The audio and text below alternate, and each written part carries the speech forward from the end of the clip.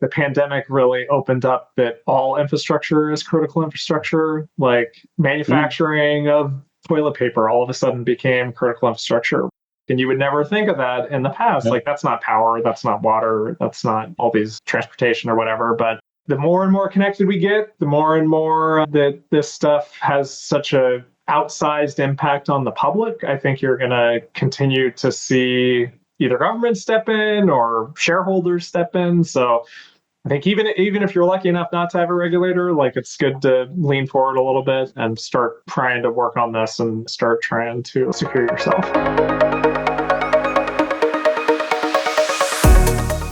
Welcome to the Industrial Cybersecurity Insider. In each episode, we dive into the world of industrial cybersecurity. Join us as we cover the latest trends, innovations, and practical insights as we talk with leaders and practitioners across the industry. Gear up and let's get into this week's episode.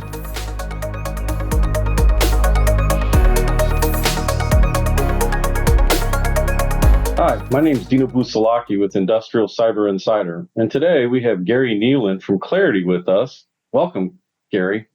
Hi, it's a pleasure being here. Thanks for inviting me, Dino. Hey, so can you tell our audience what your role is at Claroty today and what it's been over the years? You and I have known each other for several years and have worked together on various things, and we've been on panels and done events. So just kind of let our audience know who Gary is and what he's doing for Claroty, and what is Claroty?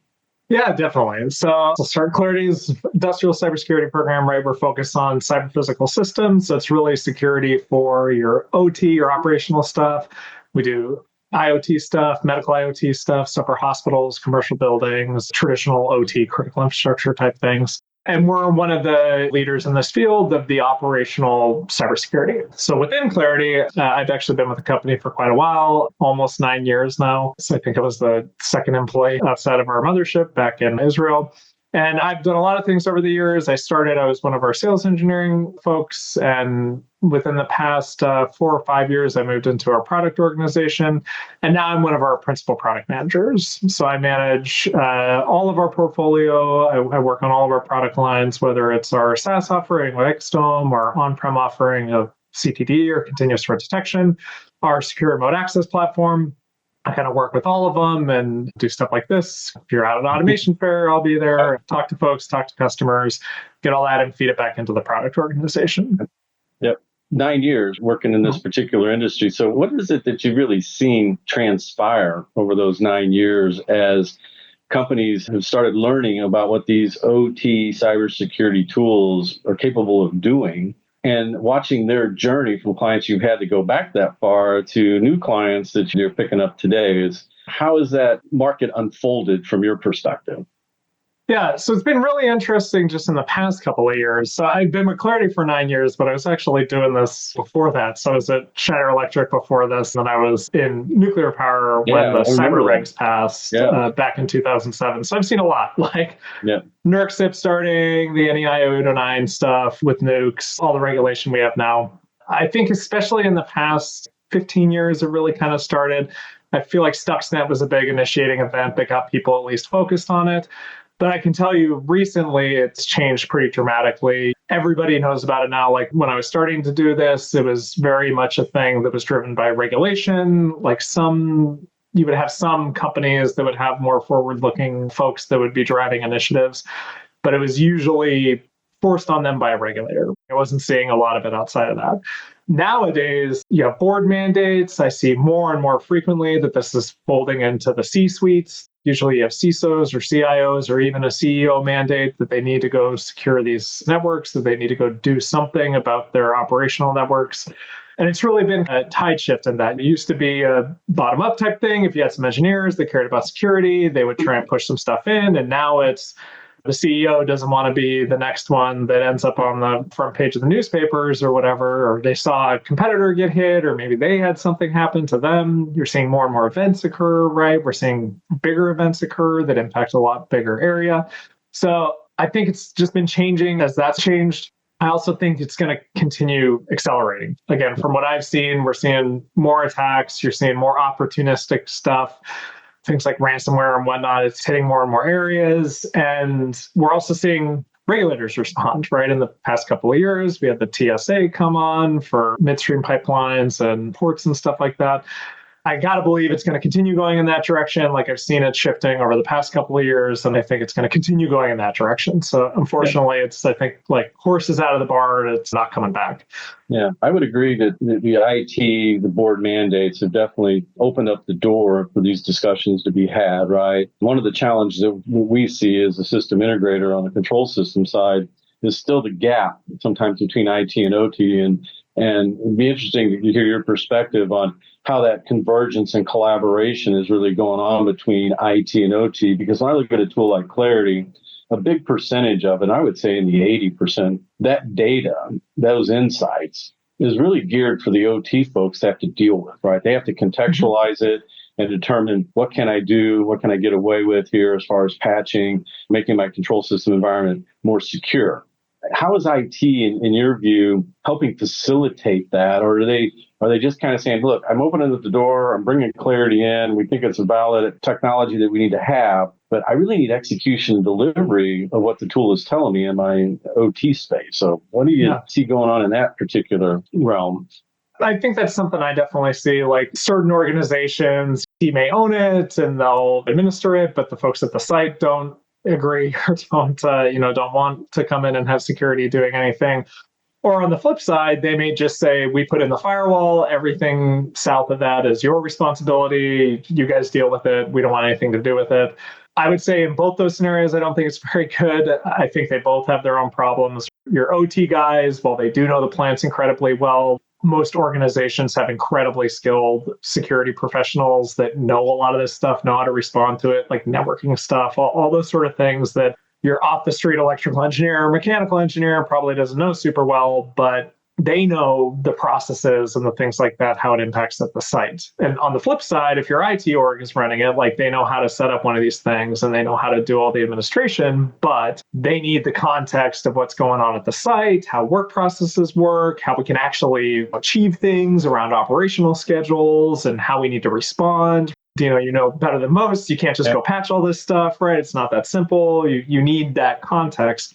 So what I've seen with, even though we do see that a lot, I feel like more and more now there's a convergence where you have kind of joint teams. That's also what I've seen the most success with. You want to have folks from both your IT side and your OT side working together.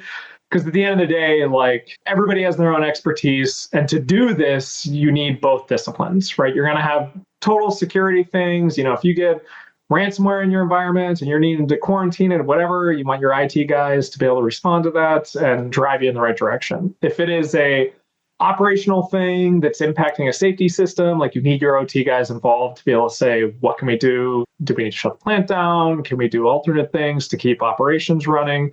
So you really do need both to be able to build those together.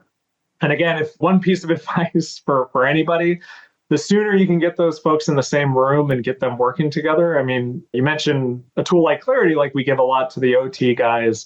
We also give a lot to the IT guys. Like you want to get them together and make them realize it's not a bad thing that you're having to do security. We're not punishing you by trying to put security in these systems. It can be a good thing for your operational guys and for your security guys. It doesn't have to be a bad word. And both folks can get benefits out of it. As a system engineer, having an auto-updated inventory of everything that's connected to my systems is something that a lot of folks don't have. They're dealing with Excel sheets and things like that. So trying to more of the carrot, less of the stick, I think helps. And trying to bring these teams together early, I think is also a real critical thing. Well, your point on contextualizing, right? Data without context is just noise. And we're also seeing, to your point about the visibility to get that asset inventory from a cybersecurity insurance perspective, the insurance carriers are starting to request what is that asset inventory and what are the vulnerabilities associated with those assets, right? If you want to continue to get cybersecurity insurance for us, right? Because they're either getting dropped, because we've had clients come to us and says, yeah, we can't get it because we don't have this information, or their premiums are going through the roof, which, to your point, the C-suite's recognizing that. It's like, man, our insurance premiums are doubling and tripling on us, and our coverages are going down. And you're right, the IT-OT convergence piece is key. As you're seeing those relationships getting better, are you starting to see an OT cybersecurity practice within these organizations? One, to start developing it, and how are they finding people to do this? Two, are there a lot of them requiring and leaning on their partners and or managed services to help them initially to manage all this information? Because to me, it's a net new ad when you put a tool like Claroty in and you start seeing things that you've never really seen before in a different light, context to your point. And then we help with that context to provide value and insights to that. Are you seeing practices growing, not only just the ecosystem within the client itself, but the ecosystem that's supplying services and technologies to the manufacturers? Organizations like ours who build machines, build plants, right? Do control system work. Yeah. So it's definitely something I've seen shift. Again, 10 years ago, 15 years ago, there was no one even going after managed security services in this space. They wanted the IT stuff. Clearly, that's a well-trodden area, right? There's tons of folks. You can pick your favorite. But now a lot of folks are trying to get into it. A lot of the big consulting firms, a lot of system integrators. We're seeing even the manufacturers, right? Rockwell, they're offering services now for this sort of stuff. So I see that changing a lot just in industry. It's also something that I think is really challenging. Like your first question there on the people, I think that's one of the hardest things, right? Like it is, I've seen it go both directions where you hire a systems guy and try and teach him security, or you hire a security guy and try and teach him OT. The challenge is it takes a lot of lived experience, or at least from what I've seen, it takes a lot of lived experience. Like me, I was never planning on getting into security, was forced into it, kind of got thrown into the deep end and just had to do it. And we had to beat an audit, right? The NRC was coming in. They didn't care how unprepared we were. They're going to shut us down if we're not ready. And so we had to figure it out. And you had to get in there, do it, get your hands dirty and start working with it. And that, I think, is the hardest thing. It's like to be able to get that experience. So that's why I've seen a lot of these. I think there is a limited talent pool of these folks, like the overlap of the security and systems knowledge. So I see a lot of these managed service providers and other organizations like snatching those folks up. And that's why a lot of them have done well or starting to do well, because they're able to field the right type of people.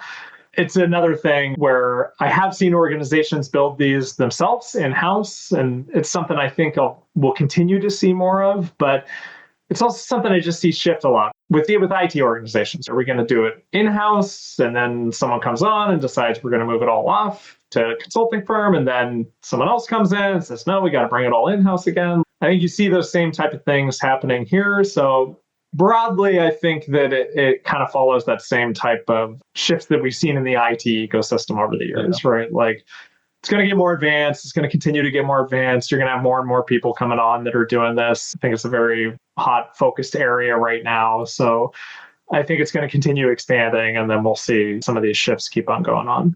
Yeah. So folks, back to the people, I don't know if you've heard this term peak 65, but you have a very large amount of baby boomers that are getting ready to retire in the millions. And a lot of them are in these manufacturing environments. There's a lot of tribal knowledge getting ready to walk out the door to the tune of, I don't know, however many millions it is between now and 2027, I think is where the biggest number of folks that are leaving. So now you have a younger generation coming in, and working in manufacturing is not something that they've always viewed as being cool, dark, dirty, dangerous. So back to the resource pool, it's getting smaller. The question is how do we start expanding this, which is where I think the industrial world from an OT perspective has to be more involved in this, in my view, right? You got the IT side, to your point, they've been doing cybersecurity for decades, a couple more. And so they're really good with technologies and solutions and resources and budgeting and governance and policy. And now we need to start shifting that into this OT realm and start developing those same types of capabilities. So to the people side, are you seeing an influx of youngsters coming in, as far as programs that people are putting at the university level or training programs at the state level or? So I've definitely seen it with schools and stuff. I mean, Claroty is engaged with a number of both government entities and like schools that are trying to put in security practices, and they've kind of expanded into this OT space. I think it's a slower time coming, but it's definitely there. It's also something I think that you're going to see as more and more, like on the manufacturing side, the OEMs, newer Rockwell stuff is not the same as Slick 5s and PLC 5s. There's more modern programming stuff. It matches more with what you would do with other systems. Yes, it's highly specialized things still exist, but I think it is going to slowly trend in a more modern direction. I don't know how long that's going to take because the OEMs move pretty slowly, but I think as that happens, you'll see expertise be able to come online more frequently or more quickly than they can in the past. Because I can tell you, like, to your point, I had to learn Fortran in my first job. I was straight out of college and I'm learning Fortran and I had to work on a mainframe system. That still exists out there. I mean, that's all over the place. I think about that as well because these folks leave, you end up relying so much on the vendors at that point, and they're even losing people. You have these systems that have been in for 30, 40, 50 years, and someone's got to know them. I don't have a silver bullet for this one. I think eventually it'll change, and for greenfield stuff, it'll keep getting better. But the brownfield stuff, I think, is going to be a challenge for companies for a long time. In Claroty, you guys are kind of in a unique position and role, geopolitical, globally. What do you see going on around the globe as far as certain nations doing a better job at providing cybersecurity solutions and technologies in their critical manufacturing, around the world? I mean, how's that global piece shaping up as far as your perspective? So I've seen a lot of changes recently, like the European Union's doing a bunch of new requirements around NIS2, like changing how critical infrastructure is defined and adding on stuff. In the US, I mentioned early on the TSA coming online to start doing cyber regs, the AES-CFI in Australia. There's a lot of these new regulatory bodies coming in. I think more adoption across a kind of global thing, I think would be better. I mean, we do have some global standards like IEC 62443 that a lot of folks adhere to, but I do see a lot of reinventing the wheel that happens when these new regulators enter the space that I think makes it challenging both for the regulator trying to practice this stuff and then the users trying to perform these controls, figure out how they're going to deal with an audit. I think it definitely changed, but I have seen it change dramatically. I think European Union has been doing good and leaning forward. I think the United States has a lot of good initiatives moving forward on this as well. So they're definitely starting to move in this direction. But I do talk with a lot of folks that aren't in regulated industries today. And I always try and tell them, like, just because you're not today doesn't mean you're not tomorrow. I've heard folks say, like, the pandemic really opened up that all infrastructure is critical infrastructure, like manufacturing of toilet paper all of a sudden became critical infrastructure.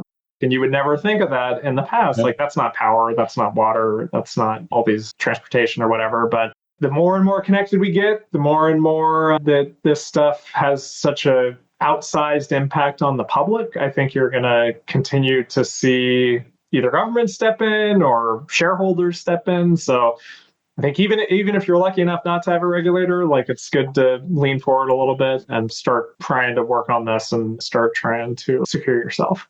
Yeah. And because you guys have a global view of what's going on, I mean, your stuff's installed all over the world. Mm-hmm. Are you seeing the attacks in particular regions higher in certain areas compared to others? Yeah, so it's actually really interesting. So we do a conference every year called Nexus. And this year we had the general who is in charge of Ukraine's cyber response came along. And that was incredibly interesting. Like, the attack before the kinetic war started in Ukraine, there was a massive cyber operation that occurred ahead of time. And they had to move all of their infrastructure into the cloud so that they didn't have hard targets that could be hit and take out, their water and their power and all these things. So they had to do this pretty dramatically, pretty quickly. And obviously we've seen in various geo regions, like, more both kinetic warfare starting, but we're seeing cyber attacks as well. I mean, I think you see it very recently with Israel and what's going on with Lebanon and Iran. This nation state type stuff is definitely happening. There's definitely regions that are a little bit heated up. But I can tell you just from what I've seen, like, the same guys, the same access of folks are still out there trying to do this. But even outside the nation state, it's expanded dramatically where a lot of these same nations now have either hackers for hire that can do stuff, or they're targeting these types of systems because they know they can get them to pay out. Particularly, I've seen this a lot in medical. You see a lot of it where they'll hit ransomware at hospital organizations or large HCOs because they know they may have cyber insurance. I've seen it where they actually hack a cyber insurer to figure out who's insured to start targeting them because they know they'll get a payout. So all of it's getting a lot more advanced, even outside of the nation state type stuff. Obviously, we have these conflicts going on, but even outside of that, as it becomes more lucrative and as these dark groups can go after it just to straight up make money, it's more effective. And I think you're going to continue to see that expanding. So shifting gears a little bit, one of the things that I've witnessed is IT, in a lot of cases, has gone out and bought an IDS package. Whether it's IT or OT, they got an IDS package. Usually something that was born out of the IT realm versus something specific to the OT realm. Are you seeing any shifts in clients that have made a decision to buy a tool and recognize that the tool that they bought initially isn't giving them everything that they need in regards to what's going on in that OT environment? I mean, Claroty is a highly specialized OT industrial detection system that brings a lot of features and functionalities to it, where some of these other tools are a little light. Our organization, as an SI and an OEM, I believe that we should be on the receiving end. If you have a tool that, as work that we're doing inside these manufacturing facilities, there's a lot of insights and beneficial data to help with the projects that we're doing, either helping you expand your visibility in this technology in the machine centers or the plants that we're building for you, and or help us with our startups. And sometimes I don't get that. IT bought the tool, they're doing their thing. OT guys are unaware of a lot of the insights and the data. Have you seen a good way to say, look, because we'll go in with our own tools. They bought tool X, and visibility on the plant's maybe 10 or 15, 20%. We're getting ready to fire up a packaging line to do a startup, and we want to know more about the inside of that plant. So we'll bring in our own stuff and discover and learn. Well, I was going to say, I think this kind of like lands back on the initial discussion of the IT OT working together, because IT go buy a tool and then how do they even know, right? Like, unless they're talking with the OT guys who actually know what's out there. An OT cybersecurity tool when you don't have anything to do with OTs, specifically to run what's going on inside the four walls of the plant. I got to think globally, but you got to act locally. And you got 20 plants, 30 plants in your fleet. No two are the same, right? Especially if they're globally scattered around the planet between culture and behavior and policy. I see it very difficult. Sometimes they start and they just kind of stop. Yeah.